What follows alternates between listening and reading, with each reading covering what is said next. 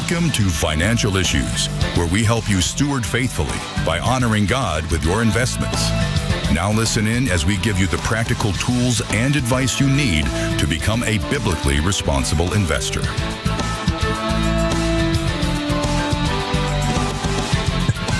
This is Financial Issues, where we help you defund darkness and fund the light by investing with biblical integrity. Folks, it's Friday on Financial Issues, and we're happy to be here with you. Seth Udinsky, Sam Kaysen, your host, Mark Manila. Mark, we got a great show planned. I can't wait, brother.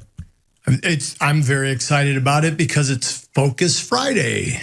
Pretty awesome. And it's overtime. Yeah, don't forget. Today. That's right. Stay on financialissues.org, folks, and the app as well as our social streams. Overtime right after the show. The show continues. That's all it is.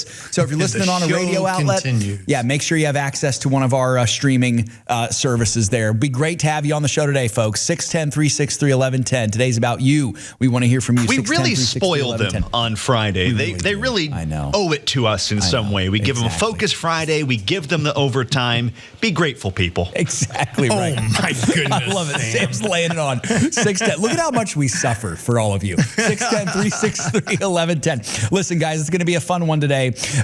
Before everything, though, listen, we had a little fun thing that we did. So we all placed bets that we would go live at 9:05 a.m. And sure enough, we did. Cashing in, baby. I'm joking. We didn't obviously do that. But apparently our lawmakers might be. They might be making bets. I don't think they're betting on the show going live, but I think they are potentially making bets in a similar way. Sam, give us the details. If they would only listen to us. I know. If only they'd listen to us. This is crazy if this is true, by the way. Go ahead, Sam. Yeah. So as far as I know, just to clarify, I don't know if this has actually happened yet. Yeah. If it has, absolutely insane. But some lawmakers are trying to make sure something like this never, ever happens. It's a bipartisan bill asking that members of Congress, the president, and other top officials in the administration cannot bet on political events or policy outcomes, especially on those so-called prediction markets like Kalshi and other platforms like that. The goal, of course, is to prevent members of the government from profiting off of world events like the war in Iran or how long a government shutdown will last. This is basically like insider trading on steroids. Like, let's say Trump knew that he's going to launch the war in Iran, and then he told, say, Don Jr. or something like that. I'm not saying he did this, by the way. This is just for example. But let's say he said to Don Jr., place a bet that there's going to be a war with Iran, and then it showed up. Sure enough, you cash in on that. That's the point of this bill, so that type of thing can't happen. The ban also covers spouses, staff, and senior executive branch employees. Violators will be fined 10% of the transaction and lose any profits to the U.S. Treasury.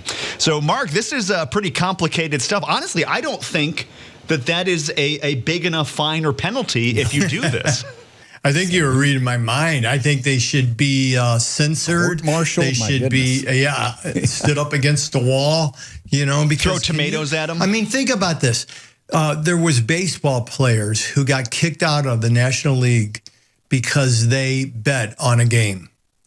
But we're going to let our elected officials bet on laws, bet on the passage of things, bet on wars, bet on things that they can control, so manipulate and make money off of innocent people who are, well, they're not innocent if they're betting, but people who are betting opposite of them or against them. I mean, this is crazy. This is so bad that here's the bottom line on this for me. That we have to talk about this is so bad. That's right. Yes, that's what I was thinking too. It's insane. We're in a world right now where this is even a possibility. Absolutely. Well, and guys, here's my concern with this. And I know, people out there, there's probably people out there who are saying, okay, let's get real, guys. This isn't actually happening. Well, hold on a second. The fact that there's a bipartisan bill that needs to address this at all doesn't make me feel very good about the fact that this might not be happening. It makes me concerned, feel like Mark. somebody knows that somebody this knows is happening. Exactly. Yeah. Like insider trading isn't happening with Congress, right? That Pelosi got rich off of just being smart about the stock market. Yeah, just making every possible Not that she knew who the hundreds of billions of dollars, what companies they were going to be contracting with or things like that. Oh, no, nothing like that. Yeah. Of course we could trust our fearless leaders, right? No, we can't. They've proven over and over again they're spineless weasels, and we can't We can't do that. We can't trust them. We have to hold them accountable. We should have laws. Well, what good's a law if we don't enforce it, though? We have laws, all sorts of laws with Congress. And we've learned that about the border, right? Right. It's illegal to cross the border. To jail. Nobody ever goes to jail. What about all the fraud? What about all the craziness? What about all the inside trading that went on with Congress? I mean, it seems like they never go to jail. They never get even hardly fined. And when they do get fined, what about this? Those people who sexually harass people, there's actually a fund they voted in to pay to keep people quiet about sexual harassment in Congress. How can you trust somebody who does something like that? It's really bad. And listen, Mark, we're sorry. We're equal opportunity criticizers with this. Yeah. Why did you start this the Friday off with something that was going to irritate me? No, it's juicy. That's what it is. Exactly. But guys, here's kind of what I'm getting at here, and I want to make this very clear. I know why you did it, because you had a bet that I would get upset about. That's right. That's right. This was all planned prior to the show. I'm cashing in right now. No, we don't want to just assume that this is one-sided. Could be both sides. I wouldn't be surprised. I mean, look, I respect so much what the Trump administration has done. I love what the Trump administration has done. Donald Trump made a name for himself, though, on casinos. He made a name for himself on gambling. I'm not saying that this is connected, but we have to. I mean, everybody has to be questioned here. Truth Social just launched its own prediction market thing. Exactly right. Exactly right. This is really bad. And like what you guys mentioned, too, 10% of the transaction and lose any profits to the U.S. Treasury. Boo, whoop-de-doop-de. Wow, like that's really going to keep them from doing it again. You're actually funding the government through fraud. They need to be criminally charged, especially, Sam, like you said, say worst case scenario, you're betting on the possibility of going to war. All of a sudden we're at war. This is bad stuff if this is true. Really bad. It's really bad stuff. And it is true. We don't know who's betting or when or how, but it is true that they can, and we just need to make it a law. They can't. If they do, they get kicked out of Congress. It's that easy. Boom. Well said, Mark. Boy, this is why we really need, number one, we need to pray for our elected officials, but number two, we need to steward our vote to get elected officials into office who are going to be above board. It's a hard thing to do. But we need to do it. We really need to get back to the biblical standard of beyond reproach. Yeah, absolutely. Well, Mark, speaking of fraud, we're seeing what hopefully can be maybe a step in the right direction against fraud here. JD Vance is leading the charge. Sam, what's going on here? Well, hopefully this is a step in the right direction. This is a monumental task. But JD Vance, vice president, giving those marching orders to the newly formed anti-fraud task force. Trump announced that during the State of the Union. In a memo viewed by the Daily Wire, he says fraud is bleeding the federal government dry, robbing taxpayers and denying honest Americans the services for which they have paid. Amen to that, JD. So they have a couple things they're going to do. One of them is the first thing will be to report on any anti-fraud measures currently in place, what they're doing. They're also going to go back and review everything the Biden administration did to allegedly address fraud and to determine whether it, quote, failed to use available tools to prevent fraud and to what extent. Later, they're also going to assess current data, technology, look for new tools to stop fraud, come up with new regulation and legislation. And here's the really interesting thing, target what they call high spend, low verification programs, basically programs that could turn into fraud slush funds. These are things like Medicare, Medicaid, SNAP, public housing, and a couple more. So, Mark, what do you think? Is this a step in the right direction? And how big of a step is it? Like I said, this is a major thing they're going to have to tackle. And is it going to make a dent in the fraud?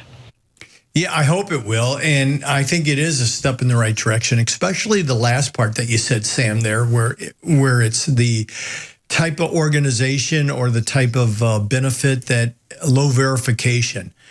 How come they build that into everything? I mean, when the verification and everything that goes through with my taxes, every penny is all automatically reported to them. Everything I do is reported to them. If I don't have a 1099 that matches their 1099, they hold me accountable for that, even though I didn't put out the 1099s. It was somebody I worked for or something. I mean, it's just crazy how they do it with getting money from us. But to protect our money, they don't do any of that. To me, that really indicates that this isn't a lack of systems or a lack of oversight. It's actually built into the system That's what I'm seeing. And it's there specifically for fraud so that the money can be washed through there and then get back to the campaigns. And I think this needs to happen. It really does.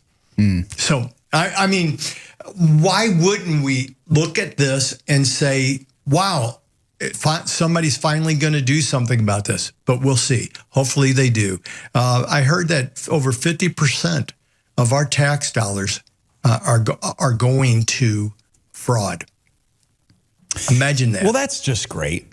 Well, I hope they're enjoying themselves with my money. That's right. We could reduce our taxes by 50%. So think about this. Everybody listening to Financial Issues knows how we can reduce our taxes. If we could just get Congress to listen to Financial Issues, we could get your taxes reduced by 50%. 610-363-1110. Give us a call. Love to hear what you have to say about this.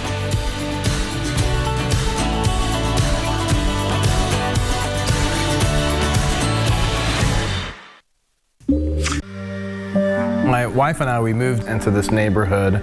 We had some experience with Crossroads Kids Club. We had served at another club. We kind of thought to ourselves, like, it would be really, really cool for us to actually bring in a club that was able to share the love of Jesus with kids directly into the school. And so we started our Crossroads at Hilltop. Crossroads is amazing. You can learn all kinds of things about God. That He loves all of us. He died on the cross to pay for our sins. That He will help me in every way. There is just such tremendous opportunity to reach kids in some of these areas that just aren't being reached.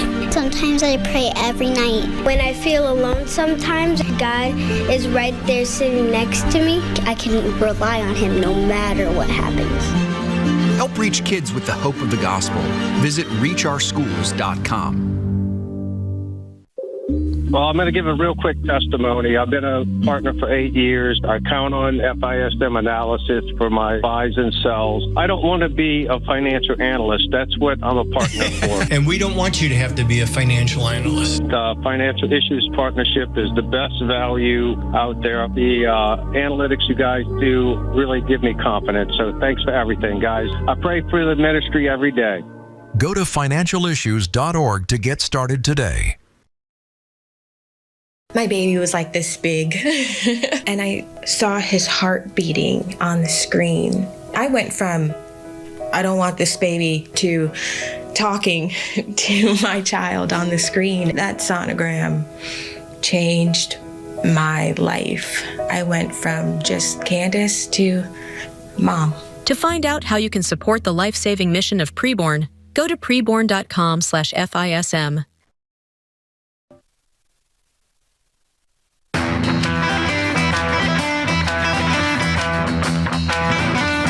Interesting conversation there in the first segment, guys. I'm enjoying it a lot. We want to hear from you, by the way, folks. 610-363-1110. Why don't you give us a call and tell us your thoughts, ask us your questions. We're here for you. 610-363-1110. Mark, I have a follow-up question, actually, from all of that conversation that we had. Both things, the anti-fraud task force as well as the lawmakers betting on political events, doing the whole prediction market. Because let's be honest, it's not betting. Betting's a dirty term. Predictions, right? Predictions. Here's my kind of question for you, Mark. Seth. AI's like, yep, he is. Helps you avoid those regulations, right? Exactly right. Here's my question, Mark. When did all of this go wrong? We talk all the time about the absolute nonsense Adam and Eve in our government. When it went wrong. Yeah, that's right. The grand scheme goes all the way back to the beginning. So 1776, we have our founding fathers. I can't imagine that this nonsense was happening then. Maybe it was, but it had to be on a smaller scale. When did it start to go wrong? Did it just gradually happen over the last 250 years where our government became more and more nefarious? Was it one specific thing? And I should know this, being the history guy, but I'm trying to rack my brain and think, okay, when did this go wrong? And I can't think of it. Do you have any thoughts, Mark? That's kind of a historical thing to think about, definitely. But I would think not at the very beginning, but shortly after that, it went downhill because we look at elections going way back. I mean, nearly to the very beginning. And we see the ugliness in those elections. We see name calling. We see slander, libel. We see people shooting each other. I mean, if they go that far, you know, they were doing other things. If you think Donald Trump is rude and our politics is rude today, go back and read what John Adams and Thomas Jefferson called each other. It will make the hair on the back of your neck stand right up on end. For sure. But I would think that a lot of this happened when people started realizing that being in politics could be profitable. Mm-hmm. Yeah. You know, and when that happens, when we start paying people way more than they would make in their life anyway, or when we make it possible for them to skim and to get all this from the public trough, then that's when it started happening. And the more we go down that road, you know, and I mean, even the idea that they can vote their own pay. Yeah. Crazy. Why wouldn't that be something that we shouldn't have to vote on? Right. Yep. Right.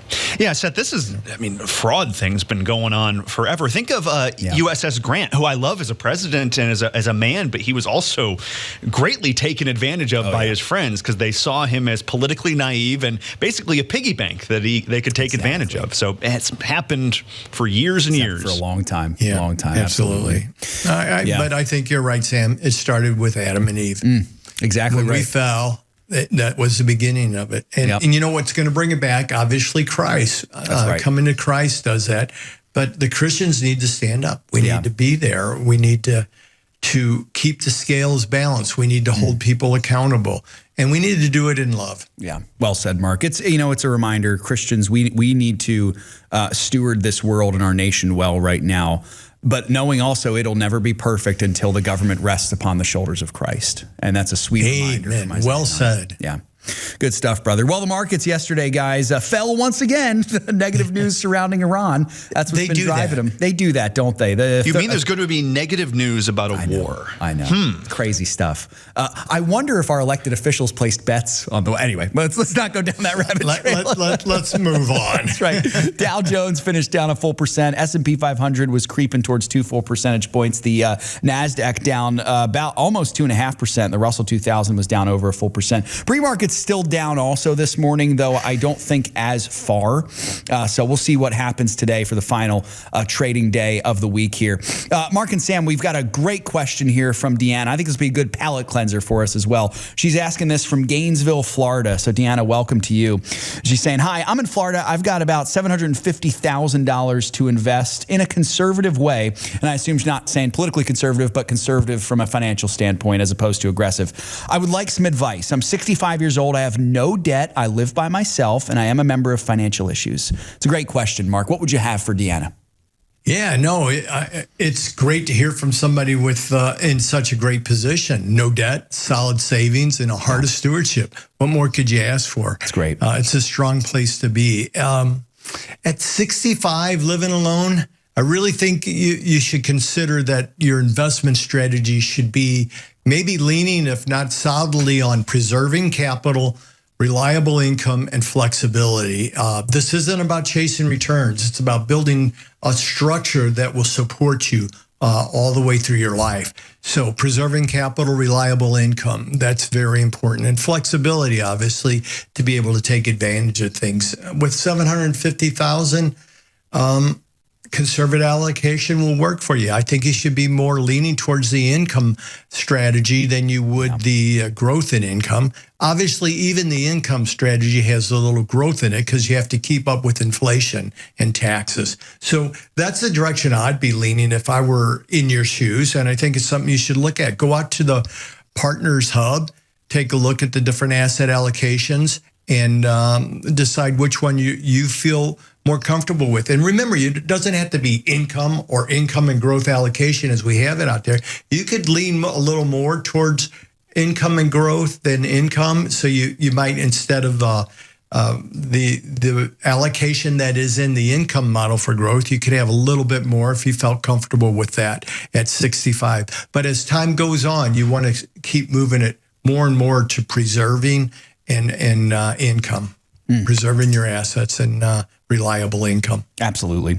And, you know, Mark, it's important to mention for Deanna as well, her situation, like you said, the foundation is there. It's great. She's got that $750,000 to invest. She wants to go conservative. She's got no debt. That's amazing. I would add, Mark, for her, make sure, Deanna, that you have your moat around your castle. Make sure that you have that emergency fund set aside as well. And I would say make sure that that is separate from that $750,000. It doesn't mean that it has to be necessarily even in a separate account. Mark, we've talked about this even on and off the air, that you can have your moat around your castle in the same account from a brokerage standpoint. Just make sure that that money is not investable money. That is your savings money. That's what keeps you, if the roof on your house needs to be replaced, you don't have to go into debt.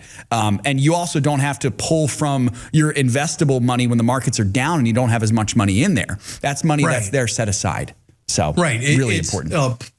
Please forgive the pun. It's liquidity. It's money that's there for emergency. The washing machine breaks down, the car breaks down, and the air conditioner breaks down all at the same time. Yeah. You have the money there for it. And a moat around your castle self-replenishes, so you want to make it so it's systematic. So every month, money's going into that. And we've talked about this before on the air, but it's a very simple way to do that. First, you make a list of all those occasional expenses, less than monthly expenses, things like Christmas, vacation, maintenance on your car. Depending on how old your car is, it'll be more. If you have a 3 to 5 year old car, it's going to be $1,000 to $2,000 a year for your maintenance. If you have a brand new car, obviously it's nothing. But you plan these expenses as an annual expense, and then you figure out what 1/12 of those are, and that's how much starts going into your moat around your castle every month.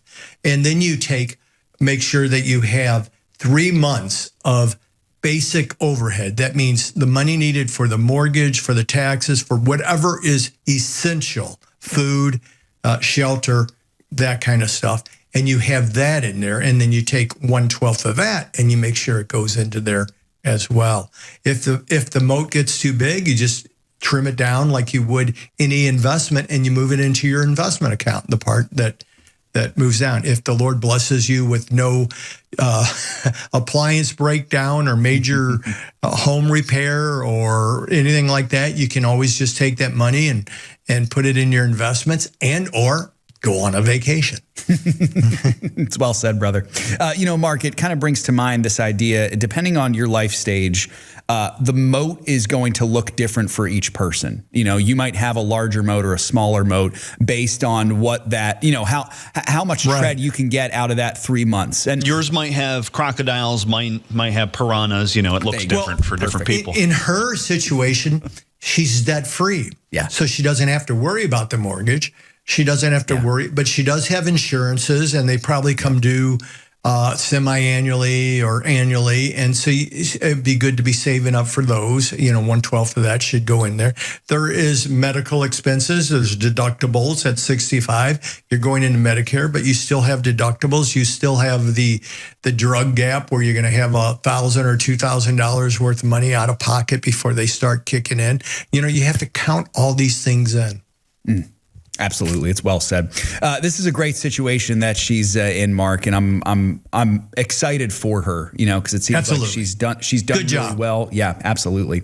And like you said, Mark, the name of the game at this point, that 65-year mark, you could kind of go a bunch of different ways when it comes to growth and income or income. But like Deanna said here, she's looking to invest conservative. I think the income would be the correct way to go for her. Well, her sleep factor should lean her more towards income. Yeah. That she would be more comfortable at night. But also, she doesn't have somebody there so that if something happens to her, she can rely on them taking care, doing the maintenance around the house or doing the stuff. She needs her money to be able to do that. So she has to rely on this money. That lump sum needs to be taken care of because she's no longer has a money-making machine herself that produces income over and over each month. She has a lump sum that needs to produce this for her. So preservation and income are very important in her situation. It's specific to her at 65. If it was you and your wife, and you just turned 65, and you both are just retired, and you got $750,000. Well, you're both there. You have each other to lean on. You have the ability to pick up behind one another when one gets injured or something happens. You have a lot more security than a single person does. Great stuff. Folks, we do hope that you'll join us here. Give us a call, 610-363-1110. Keep trying. If you're having a hard time getting through, just give us a call again, 610-363-1110. Don't wait until Monday. Okay, call in today. Speaking of Monday, Mark, actually, I'm excited. A little teaser. We have a very special celebration Monday. Of course, Monday is the 4-year anniversary of our founder, Dan Celia's homegoing. So we're going to do a little special celebration for Dan in the first segment of that show. So you're not going to want to miss that, folks. Monday morning, 9:05 Eastern time. Make sure to tune into Financial Issues. It's going to be a good time. It will be a good time. And you'll be able to get in touch with us in the second half of that show, I believe, not the first half, Absolutely. right? You'll be able to call in. Yep. But just think about that. That's another half an hour longer if you don't call in with this show. 610-363-1110. 610-363-1110. Let's get your 2 cents on this. I know there's not pennies anymore, but...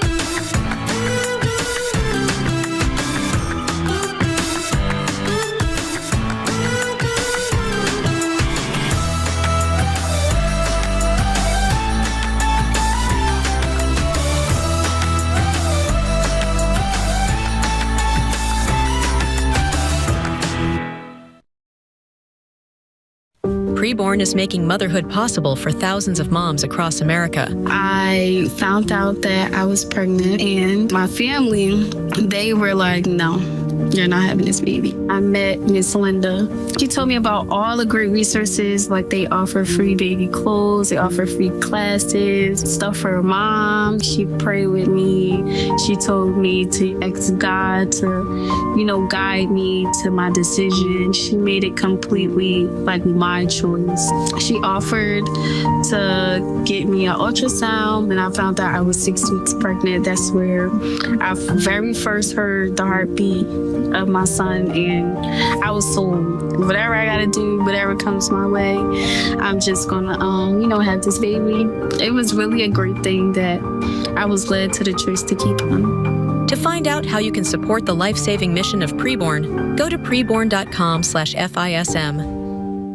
You're careful about what you bring home when shopping, especially when it comes to feeding your family. Shouldn't your investments work the same way? At Timothy Plan, we offer a wide selection of mutual funds and ETFs that can help you allocate assets without compromising your values. From technology to healthcare, energy to real estate, our funds are not only diverse but uncompromising to your values. Timothy Plan funds are filtered to avoid companies involved in abortion, pornography, human trafficking, and other harmful agendas. What you invest in should reflect what you stand for. Are your investments bearing good fruit? What's in your portfolio? Contact your financial advisor today to find out, or contact Timothy Plan directly at 1-800-TIM-PLAN to discover more. Before investing, carefully consider the fund's investment objectives, risks, charges, and expenses of the investment company. This and other important information can be found in the fund's prospectus. To obtain a copy, visit timothyplan.com or call 800-846-7526. Read each prospectus carefully before investing. Investing involves risk, including the potential loss of principal.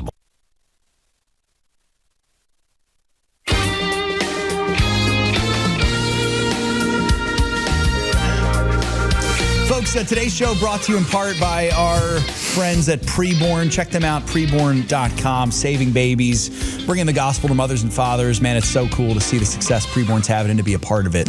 So preborn.com. Also, Crossroads Kids Club. We so appreciate the work that they're doing. Those Easter cards that you all wrote so faithfully are being prepared right now. They'll be delivered. Actually, if they haven't been delivered yet, probably today is going to be the day that they're getting delivered to the kids in those public schools. Oh, that's awesome. Which is really cool. So be praying for those, especially if you wrote a card or two that the gospel would go forth. ReachOurSchools.com to learn more about Crossroads. And I believe they'll send you a picture, right? If you agreed to do that, send you a picture of them delivering the cards. Yeah. So cool. Pretty awesome. Love the work they do. Love the work Preborn does. We're so grateful to have such faithful sponsors of the show. And want to make sure, Mark, also that folks sign our Trump accounts petition, TrumpAccountsForAll.com. We are well over 1,200 signatures. We're so thrilled about that. We need more, though. There's more people out there who haven't signed it. You got to go sign it right now, folks. While you're dialing the number to call the show, go sign the Trump account as well. Trump account petition. There you go. That's right. simple. Kill two birds with one stone. 610-363-1110, folks. Give us a call. Mark, we've got a question here from Carol Lee. Good to hear from her again. Carol Lee, 65. She says, hey, Mark, I got an email from Newsmax earlier this week, and they mentioned a rare earth company. It's the ticker symbol is ALOY, Alloy. Just wondering about them. Thank you and God bless. What would you have for Carol Lee there, Mark? Is this a good company, not so good company? What do you think? Yeah, rare earths are really important right now. Yeah. So there's a lot of hype behind it. But I think what this story or this question does is highlight how more and more we're seeing media highlighting companies and bringing things up than we are seeing good, strong research. Right now, this company, I'm not even sure when it went public. I think it went public maybe last year or something. Mark, I've actually got it. So it was founded in 24, but it did not go public until last month. Yeah. So it's been very recent. It's very new. Yeah. The reporting on it, the finances, the balance sheets, things going on isn't very good. Yeah. We know that what they have reported, because when they went public, they had to report this, the revenues are less than $1 million a year. So they're a very small company, 700,000 or less. And just that alone gives me concern about it. We want to be very careful. Yeah, they're in a great industry that is being highly sought after. So they're on the radar now, which makes them more of a meme stock than anything else. A meme stock, meaning they're going to go up just because the media is going to be on them and there's going to be a lot of talk about it.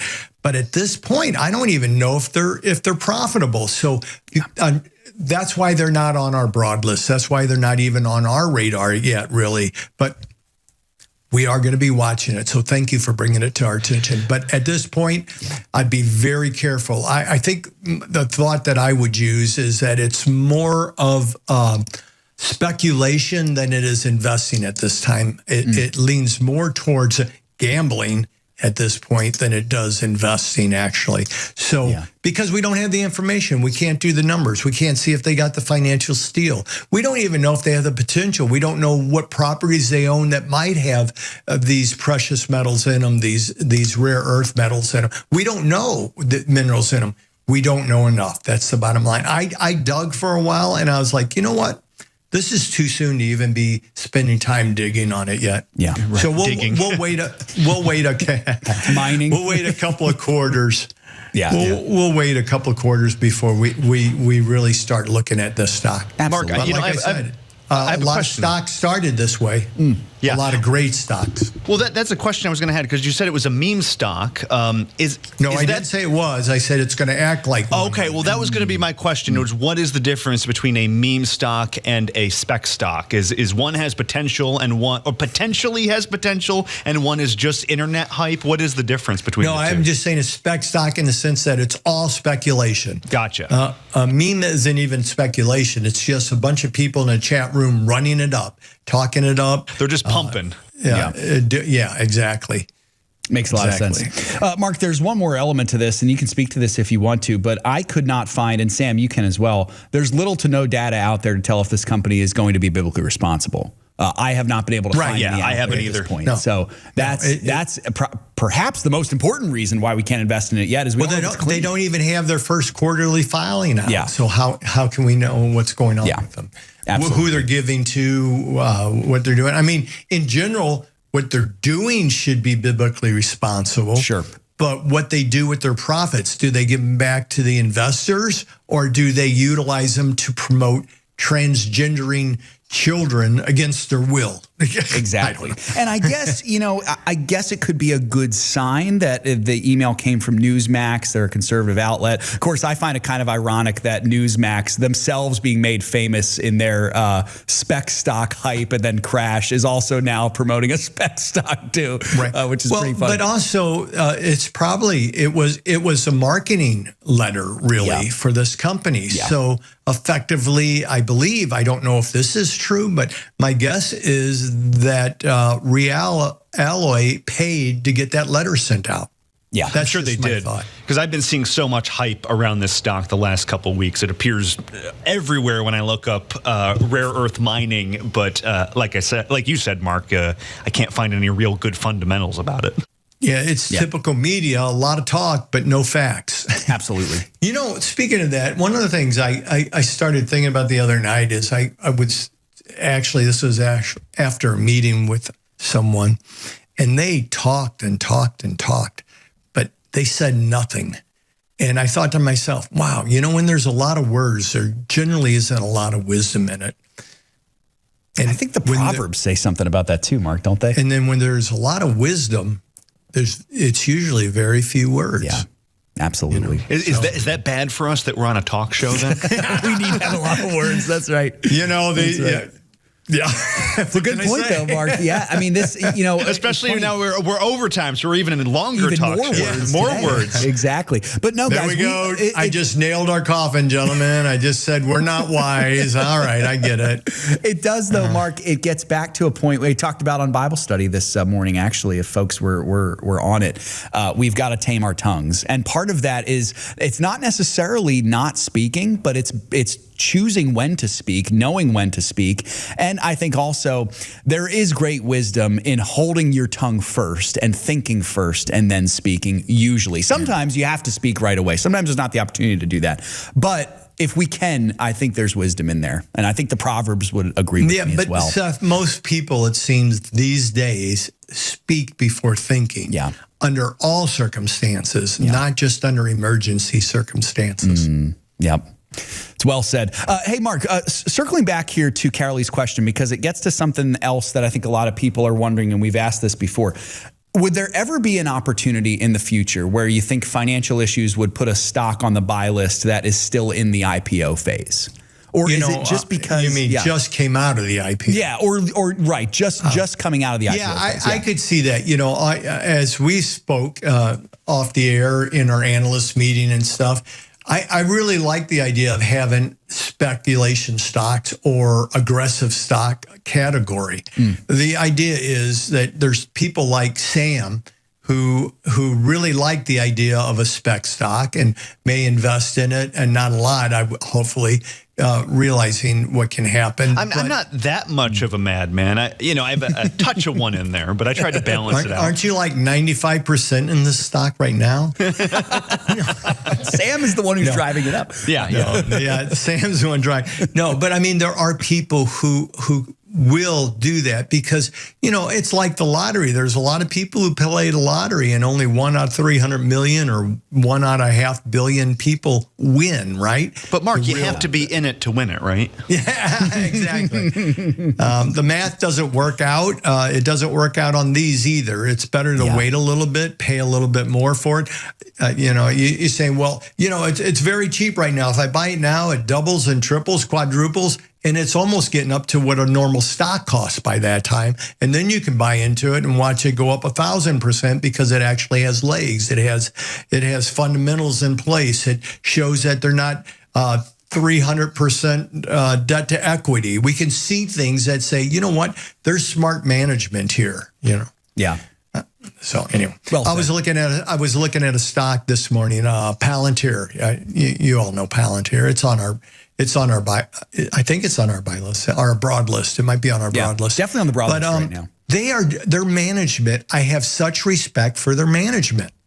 You know, they're doing so many things right, but they're so overvalued that it's hard to, you have to hold your nose to buy it, because it's so overvalued that under normal circumstances to grow into that could take several years, even though the management's doing everything right, even though they have billions in free cash flow and stuff like that. So, that's just the opposite of what's going on here with this Alloy. We don't even know if they have $50. Oh, we know a little bit about them, but not enough to invest in them.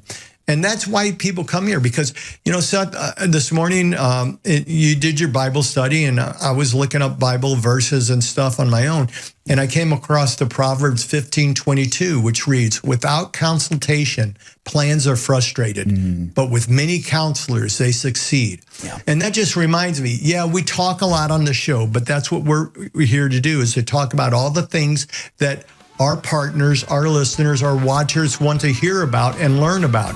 And we have multiple counselors. That's why there's 3 of us in front and a dozen behind us to help us make sure we can help you do the right things. The number is 610-363-1110 here, where you can call in and have your questions answered by multiple counselors.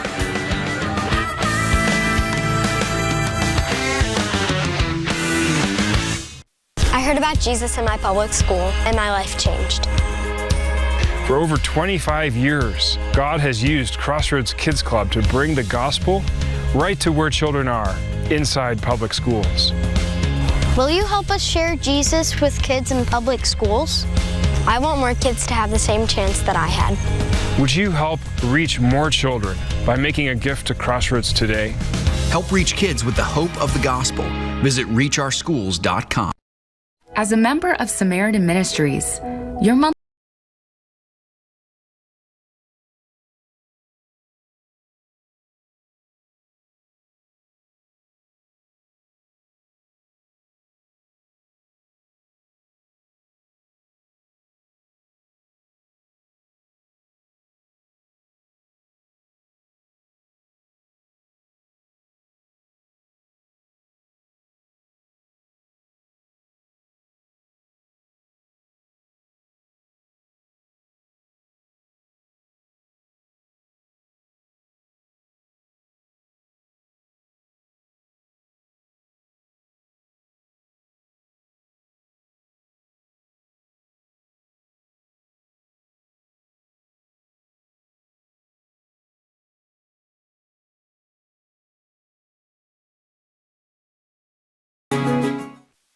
Preborn is making motherhood possible for thousands of moms across America. I found out that I was pregnant.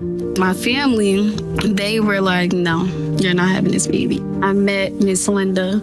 She offered to get me an ultrasound. That's where I very first heard the heartbeat. It was really a great thing that I was led to the choice to keep him. To find out how you can support the life-saving mission of Preborn, go to preborn.com/FISM.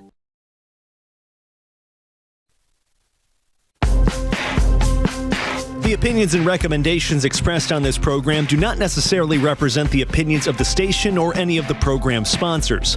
Additionally, all products or services offered by the program sponsors may not be known by the program.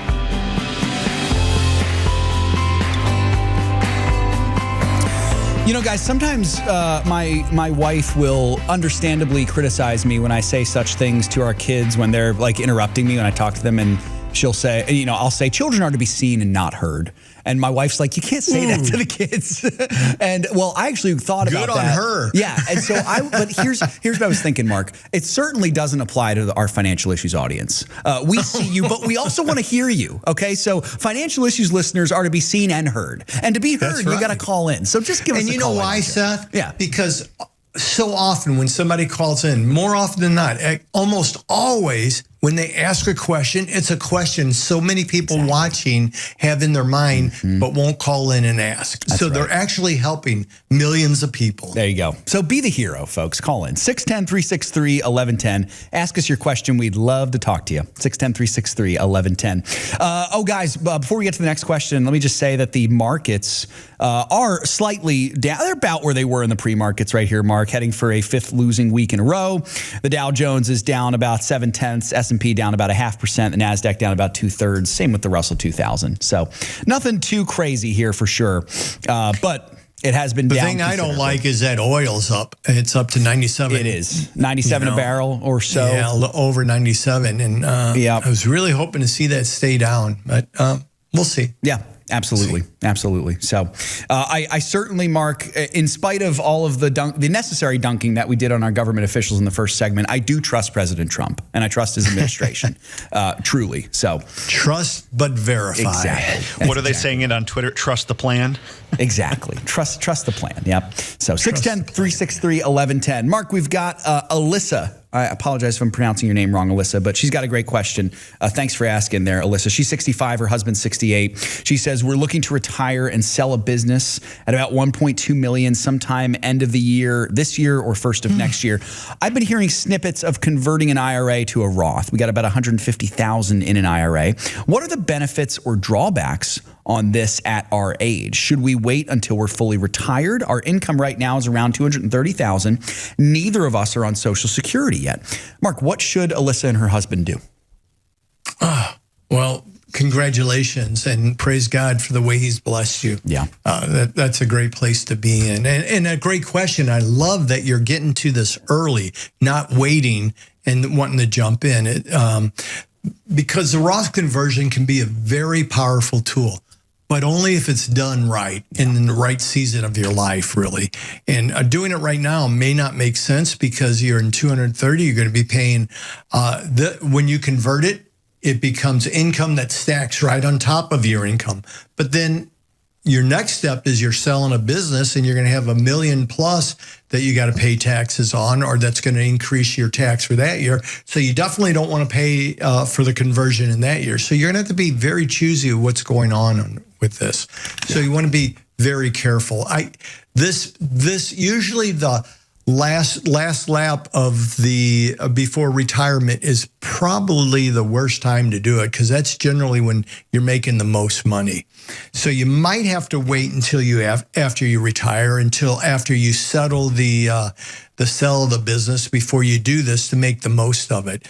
So you don't want to go in a higher tax bracket. And remember, if you convert $150,000, that goes right on top. Maybe, you're always going to have to pay taxes on it no matter when you do it, but hopefully you'll be in a little bit lower tax bracket. But also remember that at 65, you're probably going on to Medicare, and there's the little IRMA thing, isn't there? There is, Mark. Exactly right. So you've got surcharges that might apply for single filers with a 2024 Maggie over 109 or married couples filing over 210.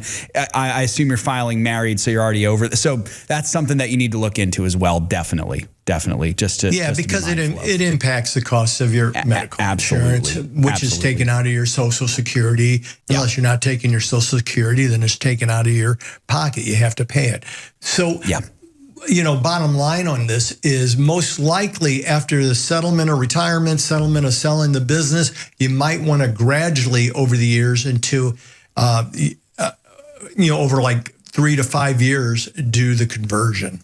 So that you don't really impact anything there. That would be my thought. You'll have to look at it when you get to that point. We'd love to hear from you at that point as well, and we can help you to do that at that point to understand how to do it best. Absolutely. And, Mark, I think it's worth mentioning, too, we did mention several of the drawbacks there. There are a lot of benefits to the Roth conversion, though.